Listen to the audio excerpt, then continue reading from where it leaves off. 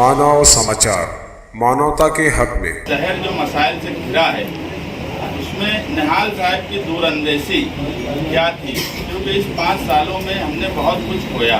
निहाल साहब के बाद हमें सबसे बड़ा दुख जो झेलना पड़ा वो हमारे लीडर बुलंद इकबाल साहब का है। उसके बाद भी आज अगर पार्टी चल रही है तो उसमें ना ही कोई मेरी कलाकारी है, ना ही कोई शान हिंद की कलाकारी है। इसमें यहाँ बैठा हुआ वर्कर जो है यही समझ लो निहाल साहब का खानदान है। और हम क्या यहाँ साजिदा मैडम भी बैठे हैं, शान भी बैठी है, इन्होंने खुद जनता दल को ही अपना खानदान बना लिया।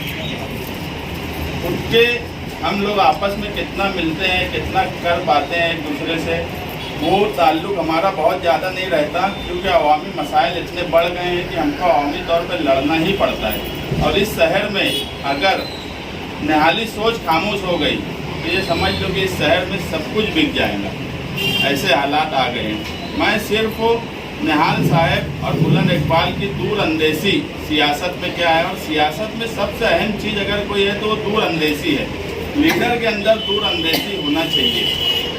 अगर लीडर के अंदर दूरअंदेशी नहीं है तो उसकी आवाम का कोई भला कर ही नहीं सकता, क्योंकि आज जो हो रहा है उसका मुस्तकबिल में क्या असर पड़ेगा, यही लीडर की दूरअंदेशी है। और वो दूरअंदेशी सिर्फ और सिर्फ निहाली सोच में ही पाई जा सकती है। उसकी मिसाल आप ये ले लो कि जब निहाल साहब पहली बार मेयर बने उस वक्त तलवाड़ा 37 MCFT था। उसको 87 MCFT इसलिए किया गया कि मालेगांव शहर आगे जब बढ़ेगा तो उसको पानी की ज़रूरत पड़ेगी, तो वो एक दूरअंदेशी थी जिसके तहत उसको 87 MCFT किया गया। और आज उस पानी का फ़ायदा मालेगांव शहर को मिलने के बजाय दूसरे हिस्सों को जो देने की बात आ रही है, तो ये इस शहर पे मैं अगर बोलूँ तो एक जुल्म है कि एक हमारी मिल्कियत का डैम जिसको निहाल साहब ने तोसी करके बड़ा किया, उसका फ़ायदा मालेगांव शहरियान के लिए किया गया। ये दूरअंदेशी थी, लेकिन उसका फ़ायदा हमको नहीं देते हुए दाबाड़ी और दूसरे शहरों को या ताल्लुके को जो देने की बात हो रही वो इस शहर के साथ नाइंसाफ़ी है। मैं आपको एक बात बता दूं कि आज अगर उस वक्त निहाल साहब की दूरअंदेशी थी, आज अगर हमने दूरअंदेशी से काम नहीं लिया, अगर तलवाड़ा के ताल्लुक से हम खामोश हो गए, तो आप लोग एक बात समझ मत लो, लिख लो कि तलवाड़ा मालेगांव से चला जाएगा। और ये इस शहर में होना नहीं चाहिए। आगे अजंग वड़ेल में MIDC बन रही है, कल MIDC में पानी का सवाल आएगा तो तलवाड़ा से पानी का सवाल खड़ा हो जाएगा। कुछ फिरका परस्तों की ये नियत है कि तलवाड़ा मालेगांव से चला जाए, इसके लिए वो अपने हिस्से में फिल्टर प्लांट बनाने की कोशिश कर रहे हैं। अगर तुम आज खामोश हो गए तो ये समझ लो कि तुम्हारा तलवाड़ा उस फिल्टर प्लांट पे जाने के बाद नदी के इस पार तलवाड़ा का पानी आना बंद हो जाएगा। और मैं अब तो इससे पहले की मीटिंग में बोला कि अब अगर हम कुछ सोचेंगे कि जो लोग तरक्की का झूठा नारा लगाते थे इस शहर में कि निहाल साहब ने क्या किया, तरक्की क्या की, 20 साल के अरसे में जब निहाल साहब थे तो मैं इससे पहले भी बोला कि लोग हमारा मुआवजा नासिक औरंगाबाद से करते थे। आज हम हमारा मुआवजा हमारे ही शहर के एक हिस्से से पीछे हो गए, आउटर के। तो ये तरक्की का मियार इस शहर में तरक्की का नारा लगाने वालों ने दिया है। मैं यहाँ पर बैठे हुए हर शख्स से गुजारिश करूँगा कि अगर निहाल साहब को सच्ची खराज अकीदत पेश करना है, और शान हिंद से गुजारिश करूंगा कि वो तलवाड़ा के सवाल पे एक बड़े आंदोलन की तरफ जाए। ये एक मुस्तकबिल का बहुत अहम सवाल है। और यहाँ पर बैठे हुए सब लोगों से हाथ उठाकर मैं चाहता हूँ कि वो हाथ उठाकर बोले कि तलवाड़ा का डैम वो मालेगांव के लिए चाहते हैं कि नहीं चाहते हैं। अगर चाहते हैं किसी का भी हो वो हमेशा से खड़े रहते और हर चीज़ का रिजल्ट लाए। आज तो मुझे इतना अफसोस की बात मुझे लगा अभी इस साल के अंदर इतना लंबा टाइम ये लॉकडाउन की वजह से कारखाने बंद थे, उसके बाद में अभी सूद का भाव बढ़ जा रहा है, कपड़े का भाव गिर जा रहा, सट्टा बाजारी हो रही, ये हो रही बोल के 6 दिन 8 दिन 10 दिन कारखाने बंद किए और क्या हुआ फिर चालू हो गया। तो ये कोई लायबल तैयार होना चाहिए। कभी निहाल साहब रहते थे तो इसका रिजल्ट निकलता था, इसमें हिम्मत नहीं थी कि कोई अपना तेजी मंदी अपने तौर से करे और गरीब मजदूरों का नुकसान को पहुंचाए। तो कहीं ना कहीं हमारे शहरियान के लिए जो रहनुमा था, जो उनके लिए लड़ने वाला था, खाली बुनकर के लिए नहीं, वो हर किसी के लिए थी। जब कारपोरेशन की बात आई, सबसे ज़्यादा मुखालिफ कारपोरेशन के थे निहाल साहब। जैसे मुस्तकीम बताया कि उनकी दूरअंदेशी जो थी, वो बोलते थे कि टैक्स इतना बढ़ेगा, सहूलत कुछ नहीं मिलेगी और ये हटवाड़ हो जाएगा, सारा फैसिलिटी उधर जाएगी। बनने से पहले से बोलते आए थे, उसके लिए वो हाई कोर्ट भी गए, मगर गवर्नमेंट की पॉलिसी थी, गवर्नमेंट ने वो चीज़ हम पे लादा, बिना किसी सहूलत के हमको कारपोरेशन लगा दिया। मगर जब कारपोरेशन डिक्लेयर हुआ तो निहाल साहब ने उतनी ताकत से इलेक्शन भी लड़े, उतने जोर से लोगों तक गए भी, और जो सबसे ज़्यादा मुखालिफ थे अलहमदिल्ला मेयर भी निहाल साहब ही बने शहर के पहले। और उन्होंने जो तलवाड़ा का पानी का जो इंतज़ाम किया शहरियान के लिए कि आगे कभी हमको पानी की तकलीफ ना हो, और अलहमदिल्ला अभी तक कोई तकलीफ नहीं थी। मगर फिरका परस्त लोग जो हमारे खिलाफ में रहते थे, और वो फिरका परस्त जो हमारे मुस्लिम फिरका परस्त है, इनसे ज़्यादा हमको तकलीफ है जिन्होंने हमारा पानी उनको बेचा। तो आज हमको निहाल साहब नहीं होने से ये सब बातें देखने में आ रही। 99 के बाद से निहाल साहब जो जाने के हारने के बाद से आप देख लो शहरियान को क्या मिला। नहीं तो कुछ भी बात की, कोई भी पुलिस अधिकारी आएगा, वो प्रांत का हो कि कारपोरेशन का हो कि म्यूनसिपलिटी का हो कि पुलिस का हो, पहले निहाल साहब का मिजाज देखता था, मालूमात देता, तो वो हिसाब से चलता था। आज उसके बाद से मालेगांव में फसाद हुआ, मुसलमान शहीद हुए और जेल में भी मुसलमान ही गए। बम ब्लास्ट, 2 बम ब्लास्ट हुआ। जो उस वक्त के हमारे नुमाइंदे थे या जो MLA थे, वो एलानिया बोलते थे कि हमारे लोगों ने बम लगाए, हमारे लोगों ने कब्रिस्तान में बम फोड़ा। ये तो ऐसे तो लीडर आए हमारे उसके बाद, और जेल में भी हमारे लोग गए, शहीद भी हमारे लोग। ये कहते उस वक्त निहाल साहब रहते थे, निहाल साहब उस वक्त रहते थे जिसमें हिम्मत भी नहीं थी यहाँ की बम ब्लास्ट करने की या मुसलमानों को अरेस्ट करने की। असला मामला भी कहाँ का आया, मुसलमान।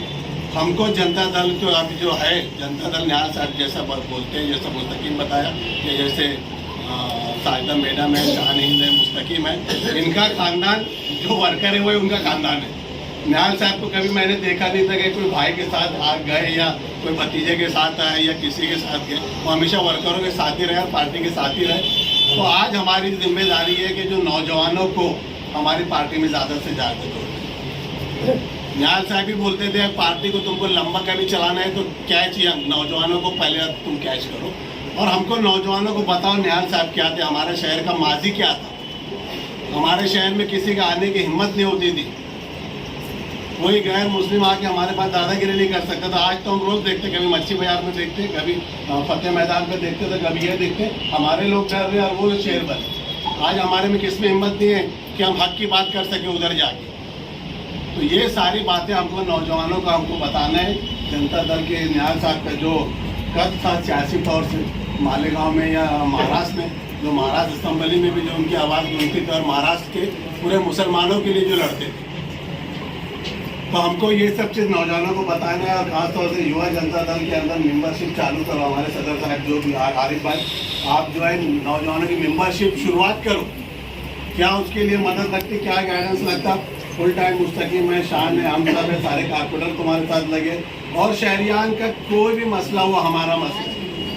वर्कर रोजाना साहब के भले रिश्तेदार ना उनकी कब्र पे जाते हो, लेकिन ऐसे लोग कि भले आज जनता दल छोड़ के चले गए, वो भी निहाल साहब की कब्र पर दुआ के लिए बैठे हुए मैंने सुना। हमारी मोहब्बत, जो निहाल साहब की मोहब्बत आज तक आपके दिलों में, उसकी वजह यह है कि निहाल साहब ने वर्कर को ही अपना ख़ानदान समझा, वर्कर को ही इज्जत दी, अपना साथी, अपना दोस्त समझा। इसलिए सियासी उतार चढ़ाव आते रहे, लेकिन उसके बावजूद भी वर्कर जो है वो हमारे साथ कायम रहा, हमारे साथ लगा रहा आज तक।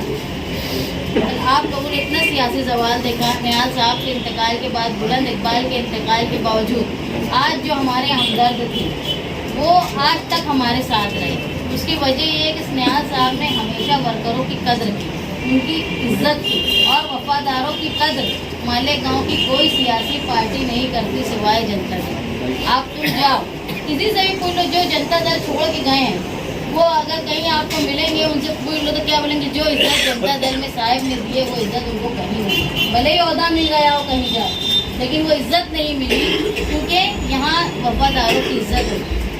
निहाल साहब के बारे में मेरे सियासी लीडर की हैसियत से मैं यहाँ खड़ी हूँ, तो मेरे साहब हमेशा ये बोलते थे अगर सियासत करना है तो सियासत को अपना रोजी रोजगार मत बनाओ। तुम इतना अपना कारोबार खुद रखो तो तुम्हारे घर में कोई आदमी टेबल कुर्सी पे तुम्हारा घर नौकर रहे, तो तुमको सियासत से पैसे कमाने की ज़रूरत नहीं पड़े तो ही तुमको इज्जत मिले। इसलिए सियासी तौर पे सालों से अगर कोई ओहदा नहीं मिला निहाल अहमद खानवादे को या निहाल जनता दल के किसी आदमी को, तो उसके बावजूद भी हम इज्जत के साथ मालेगांव शहर में हर सियासी आदमी हमको इज्जत के साथ नाम देता है, क्योंकि कभी हमने सियासत में पैसा कमाने का काम नहीं किया। यही साहब हम लोगों को भी सिखाया करते थे और हर वर्कर को कहते थे कि तुम खिदमत खल्क को रोजगार मत करना। तुम समझ लो चाहे भिवंडी हो, चाहे मालेगांव हो, चाहे शोलापुर हो, कहीं ना कहीं ये सनत से ताल्लुक़ रखने वाले यूपी से आए हुए लोग मुसलमान और मालेगांव ये मुसलमान बड़ी तादाद में, इसकी वजह से हुकूमत ऐसी पॉलिसीज़ बनाती है कि जिसकी वजह से मुसलमानों को माशी तौर पे कमज़ोर किया जाए। और मेरे वालिद कहा करते थे कि फसाद ऐसी ही जगह करते हैं, कांग्रेस हुकूमत ऐसी ही जगह फसाद करती है जहाँ मुसलमान मुस्तहकम होता है। चाहे फिरोज़ाबाद में जब फसाद हुआ तो साहब बोलते थे यहाँ मुसलमानों का चुगड़ी का धंधा है, इसकी वजह से यहाँ फसाद हुआ। मुरादाबाद में जब फसाद हुआ तो साहब बोलते थे कि मुसलमानों को कमज़ोर करने के लिए किया गया, क्योंकि यहाँ बर्तन का धंधा मुसलमानों का। जहाँ जहाँ मुसलमान मुस्तहकम होते हैं माली तौर पर, ऐसी पॉलिसीज़ और ऐसे काम किए जाते हैं जिसकी वजह से मुसलमान माली तौर पे कमज़ोर होते हैं। ये समझ लो जो बुनकर बरादरी पे आफत आई है, ये इसी का पार्ट है कि हुकूमत कोशिश करती है कि ऐसी पॉलिसी लाए। पहले फसाद के जरिए लोगों को डराया जाता था, अब ऐसा है कि अब पॉलिसी बनाई जाती है हुकूमत की तरफ से कि तुम्हारी जो है कमर टूट जाए, माली तौर पे तुम कमज़ोर हो जाए। और हमारी बदनसीबी ये रही मालेगांव शहर कि कई ये 10-20 सालों से हमको ऐसी रहनुमाई नहीं मिली, ऐसी लीडरशिप नहीं मिली जो इतनी ताकतवर हो कि तुम्हारे ऊपर आने वाली मुसीबत को झेल पाए। आज हमारी रहनुमाई की, हमारी लीडरशिप की कमी है कि हमको, क्यों पहले भी बिन खेती पे लोगों के कारखाने थे, लेकिन अब क्यों मुसीबत आती, क्योंकि तुम्हारे पास लीडरशिप नहीं है, तुम्हारी तरफ से बोलने वाला कोई नहीं। अगर हुकूमत कोई पॉलिसी बनाती है तो वो डरती नहीं कि अगर इनके खिलाफ अमल किया जाएगा तो इनका कोई लीडर खड़ा हो जाएगा। आज हमारे पास ताकत की कमी है। अगर हम सब मिलकर निहाल साहब को खराज अकीदत यही सच्ची है कि हम और जनता दल के वर्कर के हौसले पर जिंदा है, ये किसी के सहारे पर जिंदा नहीं है। पहले भी नयापुरा में जनता दल की सीटें आती थी, इस्लामपुरे में जनता दल के तमाम मेंबरान आते थे। कोई, मैंने पढ़ा, मुझे बहुत दुख हुआ, निहाल अहमद उस्मान गनी, निहाल अहमद उस्मान, ये नाम उनको गिराने के लिए लाए जाते थे। आज जरूरत इस बात की है कि वर्कर इस खार को, इस अना को जिंदा रखे जो उनके लीडरों के खिलाफ बोला जाता है। कांधा किसी का है, बंदूक है किसी की, यह तो नहीं चलेगा, ये तो बर्दाश्त नहीं किया जाए कि कांधे पर किसी के कोई बंदूक रख के जनता दल के वर्कर को निशाना बनाएगा, जनता दल के लीडरान को निशाना बनाएगा और यह समझेगा कि मैं बहुत पाको साफ हूँ। तो हम तो सियासत में इतनी कच्ची गोलियां नहीं खेलते जो हालात को नहीं समझते, बल्कि एक छोटा सा वर्कर भी नहीं समझता। निहाल अहमद साहब का ये बोलना था कि कोई भी बदउनवान होगा, किसी भी पार्टी का होगा, कोई भी गलत काम कर रहा होगा, ये इलेक्शन अगर जीता गया तो बुलंद इकबाल ने, मुस्तकिम डिग्निटी ने जो चोरियां बदउनवानियां कांग्रेस की निकाली, उस पर यह इलेक्शन असेंबली का जीता गया। अगर बदउनवानियां नहीं निकाली जाती तो किस बात पे इलेक्शन लड़ते? उनके मुंह पर जो बंद हुआ, ताला लगा कांग्रेस के मुंह पर, तो उसकी वजह यह थी कि उनके पास बदउनवानी का जवाब नहीं था। तुम्हारे भी 5 साल के कारनामे देखे जाते तो ये निहाल साहब की दूरअंदेशी और सोच थी। हमको इसी को आगे बढ़ाना है। हमको हमारे शहर के गरीबों के लिए, जिस तरीके से उन्होंने राशन कार्ड के लिए बड़े पैमाने पर तहरीक चलाई, 40,000 राशन कार्ड बनवाए, उसके लिए केस भी बने, उसके लिए जेल भी जाना पड़ा, लेकिन निहाल साहब कहीं पीछे नहीं हटे। अगर हम भी ये चीज़ करते हैं तो हम भी हमारे शहर के गरीबों को बहुत सारी चीज़ें दे सकते हैं। जिस तरीके से झोपड़पट्टी बसाकर निहाल साहब ने बाहर से आने वाले लाखों लोगों को पनाह दी है, और लाखों लोगों की रोजी रोजगार के मौके इस शहर में पैदा किए हैं और आज जिससे पूरा शहर इस्तेफादा हासिल कर रहा है। हमको भी इन लोगों की क़यादत में, शान हिंद साहिबा की क़यादत में, मुस्तकिम डिग्निटी साहब की क़यादत में और साजिदा निहाल अहमद साहिबा की सरपरस्ती में उसी काम को आगे बढ़ाना होगा। यही असल खिराज अकीदत निहाल साहिब को होगा। मैं इन लोगों को यकीन दिलाना चाहता हूँ कि जनता दल का हर छोटा बड़ा वर्कर आपके साथ हर सुख हर दुख में, हर तहरीक में शाना बशाना आपके साथ चलेगा। और जब हमारी ज़रूरत होगी, जिस तरीके से हम निहाल साहब के लिए कुर्बानियाँ देने को तैयार थे, आप लोगों के लिए उससे ज़्यादा कुर्बानी देने को इंशाल्लाह तैयार रहेंगे। राजधानी हो राजधानी, राजधानी हो राजधानी हो।